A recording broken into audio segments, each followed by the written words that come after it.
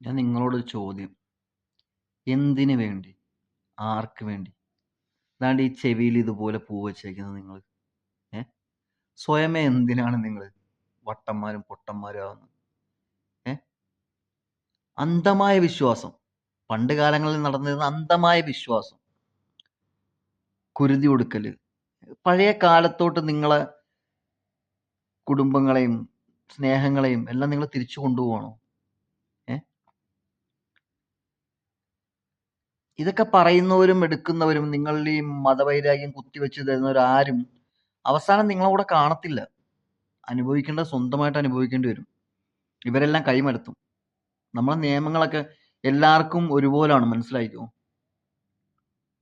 ആ കുഞ്ഞുങ്ങളിൽ ആരെങ്കിലും ഒരു കുട്ടി മരിച്ചിരുന്നെങ്കിൽ അതിന്റെ കുടുംബത്തിനുണ്ടാവുന്ന വേദന, ഇതിനെക്കുറിച്ച് നിങ്ങൾ ചിന്തിച്ചിട്ടുണ്ടോ? ഇത് നമ്മളെ കുടുംബത്തിലാണെങ്കിലോ, അത് ചിന്തിച്ചിട്ടുണ്ടോ?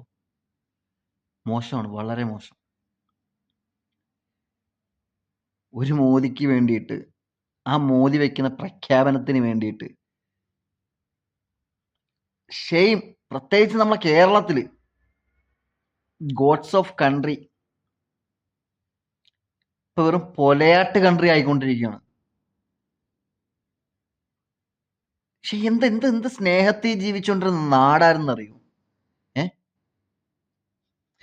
ശശികല ആ എണ്ണം കെട്ടവള് വന്ന് പറഞ്ഞ കേട്ടില്ലേ, മാവേലിയെ പോലും അംഗീകരിക്കാൻ പറ്റാത്ത നാടായി മാറിയേക്കുന്നത് നമ്മളെ കേരളം. ശരിക്കും നിങ്ങൾ സ്വയമേ ഒന്ന് ചിന്തിച്ചു നോക്ക്.